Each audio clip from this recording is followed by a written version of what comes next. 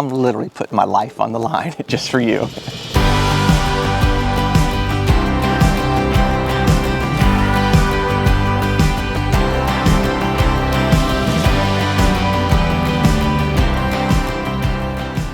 I sure hope you appreciate this video. It is cold out here. It is the middle of January in Florida. We had a front come through last night. It is cold, it is windy. I'm literally putting my life on the line just for you. But I do want to talk about our water softener. We did a video a while back, a review video on the on-the-go water softener, which we absolutely love this thing. It's amazing. But what happens with water softeners is over a period of time, they start to lose their effectiveness and they're not really softening the water anymore. So what you have to do is something called a regeneration. And that's what we're going to talk about today. But at a high level, I just kind of want to explain the concepts of a water softener, and then we'll go into the steps of the regeneration. This water softener has what's called resin in it, and resin has a negative charge to it. So it attracts positively charged molecules or atoms. Now, in the typical water, there is calcium and magnesium in regular tap water. Those have a positive charge to them. So as the water comes into your water softener, that calcium and magnesium is attracted to the resin, and they stay in there so they don't come out the outside. So the output side is minus calcium and magnesium, so that makes your water softer. But over a period of time, it all depends on how hard the water is or how much calcium and magnesium is in the water, but over a period of time, that resin is going to get saturated and it can't collect any more calcium or magnesium. So you have to have a way to clean those out, refresh your tank, and get your tank ready to to produce soft water again. So that's what we're going to do today. Our tank has been running, we've been using it about 2 months straight, and this is our first regeneration on it. So we're going to show you the steps we're going to take to do the regeneration. Now normally this would be sitting right next to our RV, next to our Nautilus system, and the output would be coming into the RV. But there's a couple reasons. I moved it over out of the way. One is we're trying to get out of the wind. It's pretty windy right now. The other part, kind of really the main reason, is we're going to be using some water here for a little bit, and I'm trying to get these on the rocks. I don't want to make a big mud hole around our RV, so I'm kind of hoping these rocks will absorb some of this water. But it's a pretty simple process. Again, this is called a regeneration of the salt water system, or water softener system, and we're just trying to get the calcium and magnesium back out of the resin and get the system ready to start producing soft water again. Very first thing you're going to do is disconnect the system from your RV, which is kind of where we're at right now. Also, you're going to want to turn off your water and disconnect the input water, so we'll do that. And we always use one of these little valves at the end of our hoses. It makes things a lot easier, and we have the ability to slow the flow right down or turn it off right from here instead of going back and forth to the spigot. But now that the water has been disconnected, we need to drain out the old water. One thing to be aware of with this is some people have taken this cap off and turn this upside down. You do not want to do that. This cap is what's holding your resin inside the system. So whenever you drain the water out of your water softener, you always leave this cap on, and you can just turn it upside down. And we'll just let it stand here until it finishes draining. So we got all the water out, or most all the water out, but again, like I was just saying, all that resin now is up here. So we do want to tap this, and all we're trying to do is get the resin back to the bottom.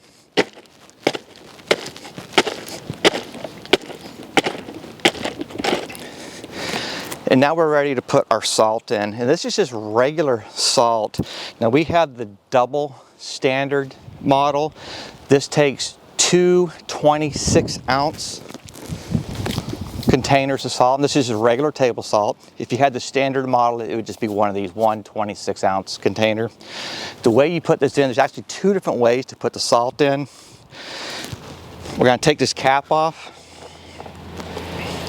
and really you're just going to pour salt in here. That's one way to do it. Now the other way is to mix the salt with water. I think that's probably how we're going to have to do it, just because it's so windy. I will try to pour it in first to see if it works, but I have a feeling we're going to have to mix this with water and pour it in. So two 26-ounce containers for the double standard.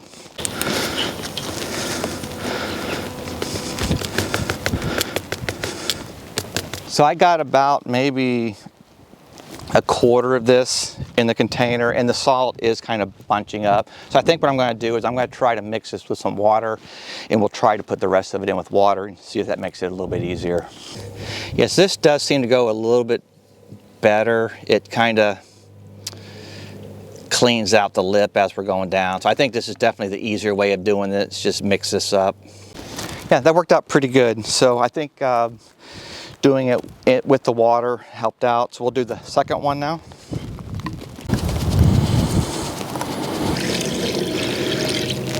So now we have our two 26-ounce canisters of salt in. All we have to do now is put the cap back on. And we will reattach our water supply. Now this is what really where the generation process is really going to start cleaning this out. What we're going to do is, if this was the standard, if you had the standard model, you're going to want to turn this water on for basically a slow trickle for 12 to 15 minutes. We had the double standards, we have to do ours 24 to 30 minutes. And that's kind of why I put it out here in the rocks. It will be a slow trickle, but it's going to be a lot of water. We're going to do this for 30 minutes. I really just don't want to make a mud puddle. And this is where it's nice to have a little valve here right at the input. So we're going to do a very slow trickle. Now the slow trickle, it should just basically just kind of come out the side, and it should only be about the width of a pencil. So it's very, very small. And what we're going to do is set a timer for 30 minutes. So we'll turn this on.